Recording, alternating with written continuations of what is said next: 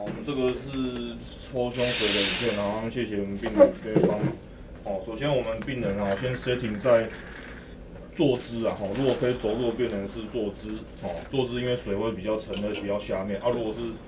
没办法走路的病人，就是一般是用侧躺，那就是在水多的那一面，在上面这样子，比如说右边的胸水就让右侧在上的侧躺这样子。我们要开始扫，首先我们要找一个适当的点，我们先看病人的左边，好，这个是最低点，好。我们可以看到这个比较实质的器官是脾脏，那这个是水，但是它是有水，但是它的肺可以扩张，所以这个地方并不适合抽吸，因为你下针不慎就会戳到肺，就会气胸，上面这个就是正常的肺部，所以就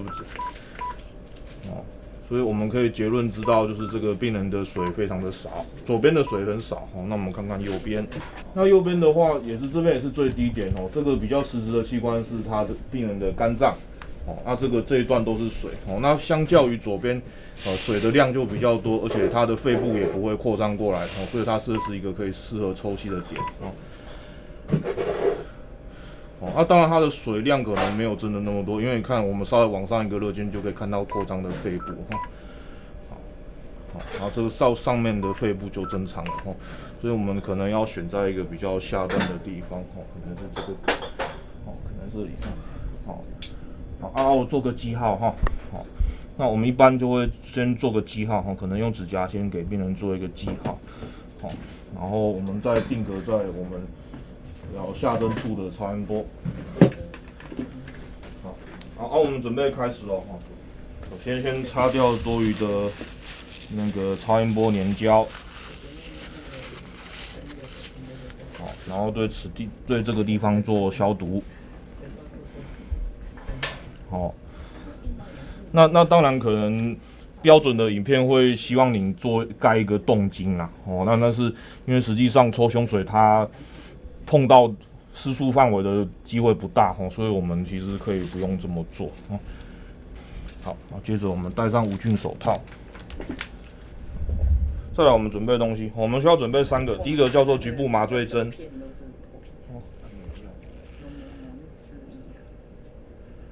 局部麻醉针不用太多，这样适当就够。好，接下来是准备长针以及那个抽吸的针，然后一个 IB 的 set， 然后先把它转好，关紧，然后把它整理一下。好，这节我们要开始了哈。好，我们首先进行局部麻醉。好，忍住正常呼吸就好，不用特别的那个闭气来，预备来，1、2、3，好，反抽没有打，反抽没有打，反抽，好，当我们有抽到一些热膜积液的时候，就表示深度已经穿过热膜，这时候就够，就不用再深入了好，然后我们这个时间让局部麻醉稍微作用一下。好，接下来我们就是实际开始抽吸。抽吸的时候，两手持针后手保持负压只要抽到水就可以停，就不用再深入了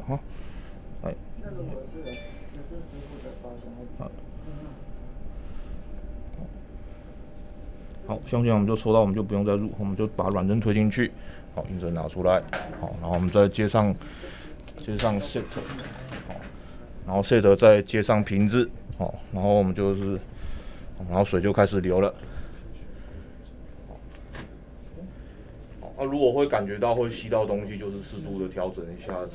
针的深度了通常都是太深因为水退过来，它的那个水量会变少深度会变浅，所以就是慢慢往外退这样那放水的时候注意的症状就是说，大姐你如果胸闷就讲我们就停水被放掉之后，肺会扩张扩张之后病人通常会有2个症状一个是胸闷另外一个是病人会开始一直咳嗽哦，那是停不下来的咳嗽，那个都是会扩张的症状，哦，所以这个时候我们就得停下来，哦，一来病人会很不舒服，哦，二来是如果肺扩张太快，肺会变成产生 expansion lung injury， 哦，那个就不好，哦，好，我们就是通常胸水的话，文献上引流的量最高一次的量是大概1500cc， 哦。不过通常第一次做抽吸的病人，我们会比较保守，可能1000这样子。好，那我们就慢慢等那个水放完这样子。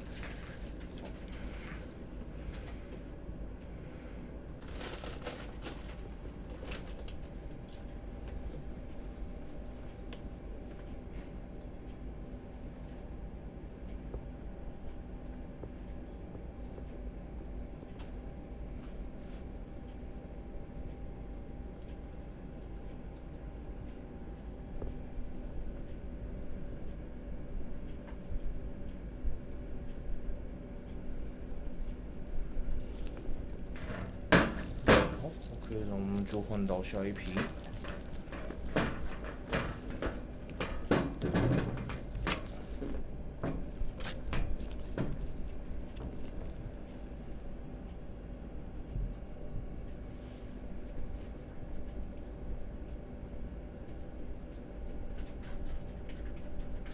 好，那这时候我们已经引流差不多干净了哈。好，所以我们这时候就要拔针哦，拔针之前我们先把这个开关关起来哦，因为这个负压有时候拔出来的过程会造成局部的组织的创伤哦，然后就把针拔掉哦，然后再来就是止血啦，大概止血个几秒，看它大部分是没有流血之后，我们就可以把伤口包扎起来哦。那伤口其实没有很大哦，大概一个针孔这样大哦。明天到隔天就可以把这个 OK 棒撕起来了。好，大姐好了哈。好，但是做完之后记得请病人在诊间外面休息10到20分钟，因为有些病人的不适的症状呢是在比较之后才发生哦。大概以上是这个整个流程